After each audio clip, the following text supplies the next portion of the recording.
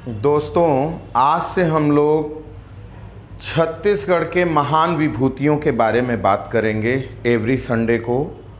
इसी सिलसिले में छत्तीसगढ़ में अनेक महान विभूतियां हुई हैं, जिनमें से मेरी नज़र में पहले हम उन 3 महान विभूतियों के बारे में चर्चा करेंगे, जिनमें पहले गुरु घासीदास जी, जिन्होंने आध्यात्मिक चेतना जगाई।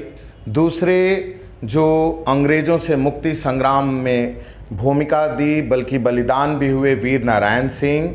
और तीसरे पंडित सुंदरलाल शर्मा, जिन्होंने इसमें राष्ट्रीय और राजनीतिक चेतना जागृत की। तो सबसे पहले हम बात करते हैं गुरु घासीदास जी की। गुरु घासीदास जी के बारे में आप लोग जानते होंगे कि शुरू से ही इन्होंने सत्य की खोज में अपना सारा जीवन लगा दिया, और कहना चाहिए कि सत्य से साक्षात्कार करना ही गुरु घासीदास के जीवन का परम लक्ष्य था।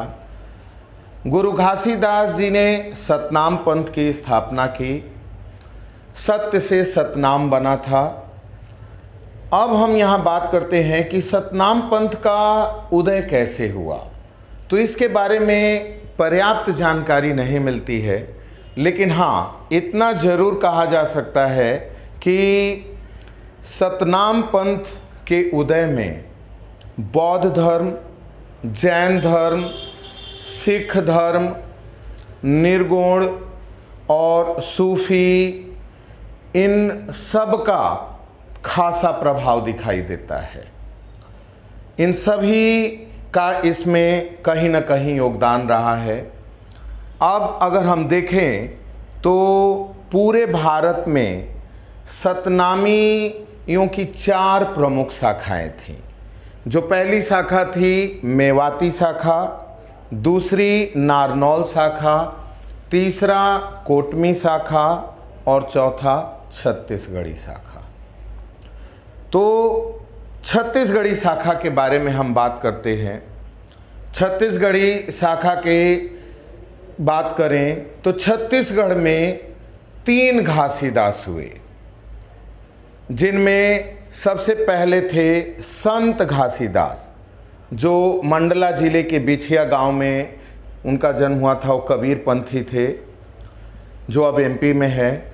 दूसरे महंत घासीदास, जो राजनांदगांव के राज परिवार में जन्मे थे, वो एक बैरागी नरेश थे। और तीसरे थे गुरु घासीदास।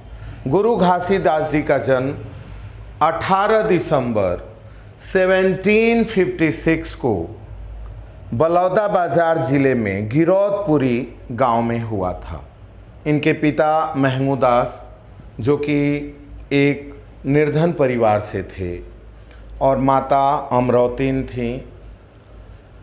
काफ़ी बचपन से ही इन्होंने गरीबी देखी थी, क्योंकि इनके पिता हरवाही करते थे, और ये महमूदास के 5 पुत्रों में से मझले पुत्र थे। कहा जाता है घासीदास के बारे में कि घासीदास बाल्यावस्था से ही आध्यात्मिक विचारधारा की तरफ इनका काफ़ी रुझान था। ये भी इनके बारे में कहा जाता है कि बचपन में अपने भाई के साथ, बड़े भाई के साथ पुरी की यात्रा पे निकले थे, और सारंगगढ़ जाते तक अचानक से रुक गए और सतनाम सतनाम जपते हुए वापस आ गए। और वहीं गिरौदपुरी में एक तेंदू का वृक्ष है, वहीं अक्सर ये बैठा करते थे, जो आजकल सतनामियों का तीर्थ स्थान है। गुरु घासीदास जी की बात की जाए तो इनकी शादी, ये विवाह सिरपुर निवासी अंजोरी दास की पुत्री सफूरा देवी से हुआ था। लेकिन इनका मन सामाजिक उसमें नहीं रहा, क्योंकि ये बचपन से ही, मैंने बताया, आध्यात्मिक विचारधारा की तरफ इनका रुझान ज़्यादा था, और ये सत्य की खोज में निकल पड़े। अगर हम सत्य की बात करें तो आप लोग जानते होंगे कि ब्रह्मा को प्रकट करने के लिए सत्य शब्द का उपयोग मानव विकास में आदि प्राचीन काल से होते आ रहा है। सत्य शब्द के उपयोग के बारे में छांदोग्य उपनिषद में बड़ा स्पष्ट वर्णन मिलता है।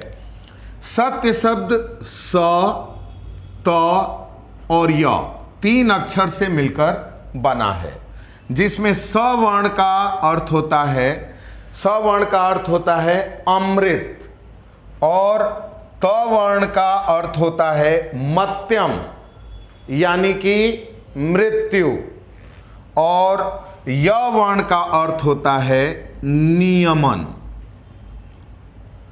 इस तरह ये सत्य को गुरु घासीदास ने भी डिफाइन किया। गुरु घासीदास ने अपना पूरा जीवन इसी की खोज में लगा दिया, सत्य विचार के बारे में जानना, लोगों को जगाना, क्योंकि उस समय का जो समाज था उसमें काफ़ी जो दलितों के खिलाफ अत्याचार, शोषण, इससे उनके मन को काफ़ी दुख पहुंचा था और उन्होंने इसी के खिलाफ, अगर ये कहें कि बड़ी जातियों के खिलाफ एक तरह से आंदोलन था उनका। ये हम घासीदास के विचारों को पढ़ें तो ये साफ समझ में आएगा कि घासीदास ने जो संदेश दिया है, उनके कुछ संदेशों को पढ़कर मैं बताता हूँ आप लोगों को। और इससे पहले एक घटना याद आ रही है। राय बहादुर हीरालाल ने उनके बारे में लिखा है कि सतनामियों यानी गुरु घासीदास जी के सतनाम पंथ की स्थापना में उत्तर भारत के एक व्यक्ति थे जिनका नाम था जगजीवन दास। जगजीवन दास से भी उन्होंने प्रेरणा लिया था, जो कि बाराबंकी से थे और उनकी मृत्यु आगे चलकर 1761 में हुई थी। गुरु घासीदास जी के विचार को अगर हम देखें तो कहते हैं कि सत्य को मानो, सत्य ही धर्म का मूल है। एक ही योनि में भेद की मत करो, यानी कि स्त्री और पुरुष में आप किसी भी तरह का भेद मत करो। मानव एक है।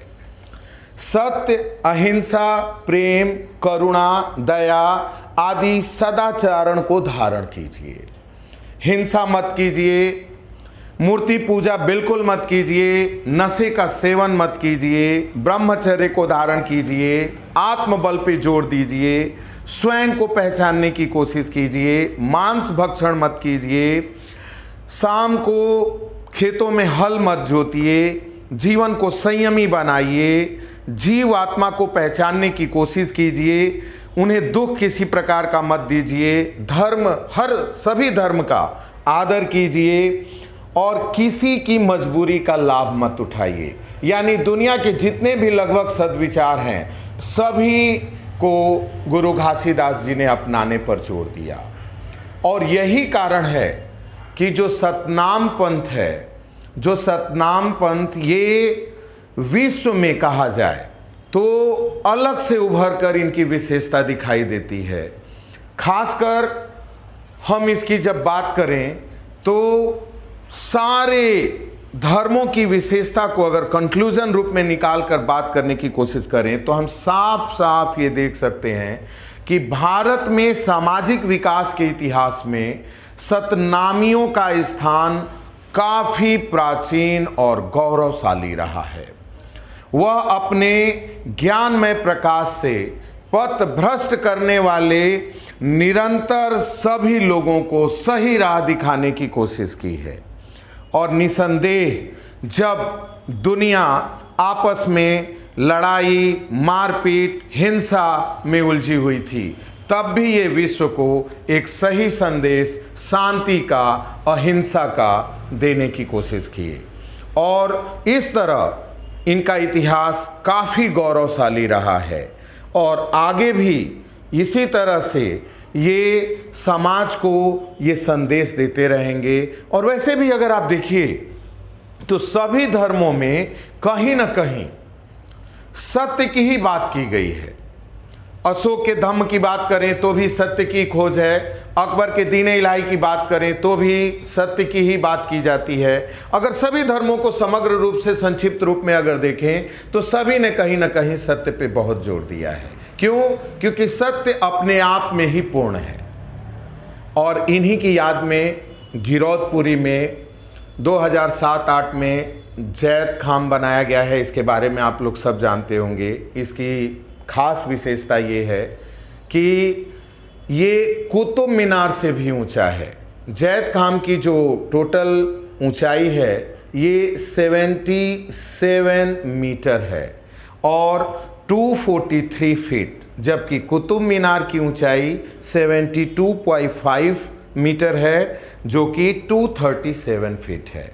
और बहुत ही, अगर आप जैद खाम को देखेंगे तो ये वास्तुकला का एक बहुत ही सुंदर नमूना है। अगर आप देखेंगे तो ये काफ़ी, मतलब इस पे काफ़ी ध्यान दिया गया है। दोनों तरफ से 435 सीढ़ियाँ बनाई गई हैं जो एक साथ चढ़ने से लगेगा कि दोनों समान रूप से आप ऊपर चढ़ रहे हैं। ये उसकी खासी विशेषता है। और अंत में यही कहना चाहूँगा कि निसंदेह गुरु घासीदास के आदर्शों पर लगभग सबको चलना चाहिए, अहिंसा का मार्ग अपनाना चाहिए। यही उनकी शिक्षा, उनसे शिक्षा मिलती है। उम्मीद है आपको ये गुरु घासीदास के बारे में जानकारी पसंद आई होगी। धन्यवाद।